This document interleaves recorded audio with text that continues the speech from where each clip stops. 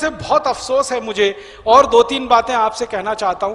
हिंदुस्तान में दिल्ली है, दिल्ली में आप वहां गए हैं? India Gate, India Gate, Delhi वाले कार्यकर्ता यहां हैं वो जानते हैं। इंडिया गेट पर आपने एक स्थान देखा है जो खाली है, प्लेटफॉर्म बना हुआ। वहां पर 1947 में तय हुआ था कि महात्मा गांधी की मूर्ति लगेगी। उसके बाद संसद में 3 बार प्रस्ताव हो गया और आजादी के 62 साल के बाद वहां गांधी जी की मूर्ति नहीं लग पाई।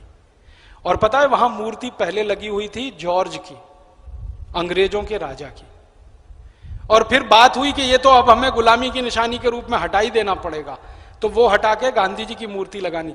तो गांधी जी की मूर्ति बनी हुई, रखी हुई है, उस स्थान पर लगाई नहीं जा सकी क्योंकि अंग्रेज सरकार को मंजूर नहीं है।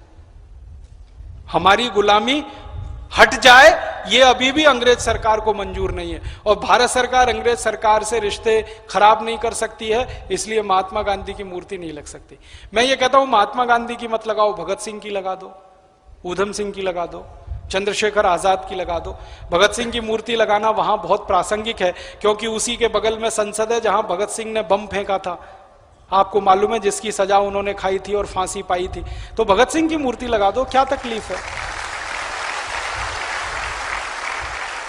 बहुत लोग कहते हैं गांधी जी की मूर्ति पे विवाद है, भगत सिंह की मूर्ति पे विवाद क्या होगा? कोई भगत सिंह को नहीं मानता हो ऐसा कौन है इस देश में जो उनकी शहादत को सलाम नहीं करता हो? 23 साल की उम्र में जो लड़का फांसी के फंदे पे चढ़ गया, आप में से कितने लोग हैं जिनकी उम्र 23 साल से अभी ज्यादा हो गई होगी और वो 23 साल की उम्र में फांसी के फंदे पे चढ़ गया? और एक ऐसा नौजवान फांसी के फंदे पे चढ़ गया जिसकी सगाई हो नहीं, शादी हो नहीं, सगाई छोड़ी, शादी छोड़ी, और कहना शुरू कर दिया कि मेरी शादी तो हो गई आजादी के साथ, मेरी सगाई तो हो गई आजादी के साथ। एक ऐसा नौजवान जिसने जिंदगी में बचपन के दिन नहीं देखे कभी। आपको मालूम है बचपन में सब हंसते हैं, खेलते हैं, मुस्कुराते हैं, मजा करते हैं और समय पास करते हैं। उस नौजवान ने 7-8 साल की उम्र में देश के बारे में सोचना शुरू कर दिया।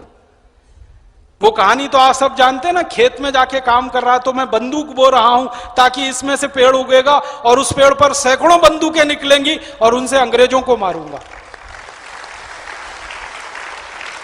तो ऐसे भगत सिंह की मूर्ति लगाने में क्या तकलीफ है? लगा देना चाहिए था इंडिया गेट पर, अब तक हो जाना चाहिए था, नहीं हुआ। ऊधम सिंह की मूर्ति नहीं लग सकती, भगत सिंह की नहीं लग सकती, चंद्रशेखर आजाद की नहीं, जॉर्ज पंचम की लग सकती है, अंग्रेजों के किसी अधिकारी की लग सकती है। ये गुलामी की निशानियां हमको हटानी पड़ेगी। आज नहीं तो कल हमें इंडिया गेट के बारे में फैसला करना ही पड़ेगा कि इस पर तो हिंदुस्तान के सर्वोच्च स्तर के, शीर्ष स्तर के किसी शहीद की, क्रांतिकारी की ही मूर्ति लगेगी और तभी ये वास्तव में इंडिया गेट कहलाएगा। और इस इंडिया गेट का नाम भी बदलना, इंडिया तो हमारा नाम नहीं है, हमारा नाम तो भारत है। परंपरा से हमारा नाम भारत है, इतिहास हमारा भारत के नाम से है, परंपराएं हमारी भारत के नाम से हैं, मान्यताएं हमारी सारी भारत के नाम से हैं, और हम भारत के बारे में अपने खून में, अपनी रगों में महसूस करते हैं उसकी संवेदनशीलता को। वो इंडिया कैसे हो सकता है? संविधान में अंग्रेजों ने लिखवा दिया इंडिया दैट इज भारत। ये तो सब मूर्खता की बात है। भारत दैट इज इंडिया वो तो समझ में आता है अंग्रेजों के लिए, क्योंकि उनको भारत समझ में नहीं आता। उनको इंडस वैली सिविलाइजेशन समझ में आती है, सिंधु घाटी सभ्यता समझ में नहीं आती। तो सिंधु घाटी सभ्यता को इंडस वैली कर दिया उन्होंने अपनी सुविधा के लिए, और उस इंडस में से इंडिया बना दिया अपनी सुविधा के लिए। अब वो इंडिया को हम क्यों ढोएंगे? अपने कंधे पे रखकर उसकी अर्थी को कहां लेके जाएंगे? आजादी के 62 साल में तो हमको यह तय करना ही पड़ेगा कि Bharat that is Bharat, Bharat that was Bharat, पहले भारत था, आज भी भारत है, भविष्य में भी भारत रहेगा। ये तो गलती से थोड़े दिनों के लिए इंडिया हो गया, तो इंडिया भी हमको हटाना, और हिंदुस्तान के हर कानून में से इंडिया हटाना। हमारे कानून की किताबों में जहां जहां इंडिया है, हर जगह से इंडिया हटाना। आपको मालूम है Indian income tax act, Indian education act, Indian civil services act, Indian forest act, ये क्या Indian Indian Indian Indian India? सारे कानून की किताबों को एक तरफ से फिर से लिखना पड़ेगा।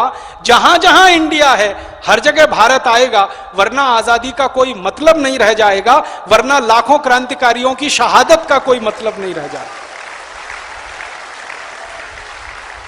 हमें एक दो चीजें और भी करनी पड़ेंगी इस देश में, वो बहुत जरूरी है। वो ये करनी पड़ेंगी कि भारत में बहुत सारे स्थान है, आप में से महाराष्ट्र के कोई कार्यकर्ता आए हों जो मुंबई के रहने वाले हों, उनके लिए मैं ये कहना चाहता हूं कि मुंबई सीएसटी रेलवे स्टेशन वो था पहले अंग्रेजों के नाम पर पूरा का पूरा। अभी छत्रपति शिवाजी टर्मिनस हुआ, ये तो थोड़े दिन से हुआ, और वो भी आजादी के 50 साल बाद हुआ। पहले वो विक्टोरिया टर्मिनस हुआ करता था। अब विक्टोरिया तो अंग्रेजों की रानी है, अंग्रेजों की रानी के नाम पर उन्होंने स्टेशन बना के रख दिया, और वो विक्टोरिया टर्मिनस आजादी के बाद 50 साल तक चलता रहा। बहुत शर्म और बहुत अफसोस की बात। एक दिन झटके में आकर महाराष्ट्र विधानसभा ने तय किया कि अब ये विक्टोरिया टर्मिनस नहीं रहेगा, ये छत्रपति शिवाजी टर्मिनस हो जाएगा। तो मैं उन सब नेताओं का आभारी हूं, महाराष्ट्र के उन सब नेताओं को धन्यवाद देता हूं, उन सबके साहस की मैं प्रशंसा करता हूं जिन्होंने गुलामी के नाम को हटाया, विक्टोरिया टर्मिनस और छत्रपति शिवाजी टर्मिनस बना। लेकिन उन्हीं नेताओं को एक निवेदन और करता हूं कि अभी गुलामी अधूरी है, अभी पूरी निशानियां मिटी नहीं है। आप जाइए छत्रपति शिवाजी टर्मिनस स्टेशन पर, कितने अंग्रेज अधिकारियों की मूर्तियां वहां लगी हुई है, उनको भी हटाना है, वैसे ही जैसे विक्टोरिया टर्मिनस हमने हटाया है वहां से। अधूरा काम है। जिन अंग्रेज अधिकारियों ने अत्याचार किए हैं मुंबई पर, उनकी मूर्तियां लगी हुई हैं मुंबई रेलवे स्टेशन पर। एक बहुत खतरनाक और बहुत ही तकलीफ देने वाला अंग्रेज हुआ करता था, एल्फिंस्टन। अंग्रेज गवर्नर बन गया, मुंबई में आ गया, और उसने जो अत्याचार मचाया है, जैसे डलहौजी ने जमीन छीनने का काम इधर उत्तर भारत में किया, वैसे एल्फिंस्टन ने पूरे महाराष्ट्र के किसानों की जमीन छीनने का काम किया।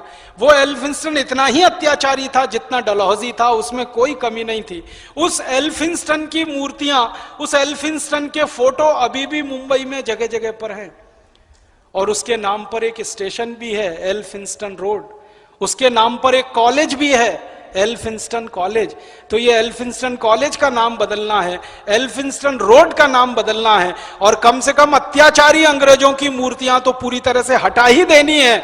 और उन सब स्थानों पर हमें क्रांतिवीरों राजीव दीक्षित जी के विचारों को जन जन तक पहुंचाना है, इसलिए इस वीडियो को लाइक, सब्सक्राइब और अपने मित्रों में शेयर करिए। धन्यवाद।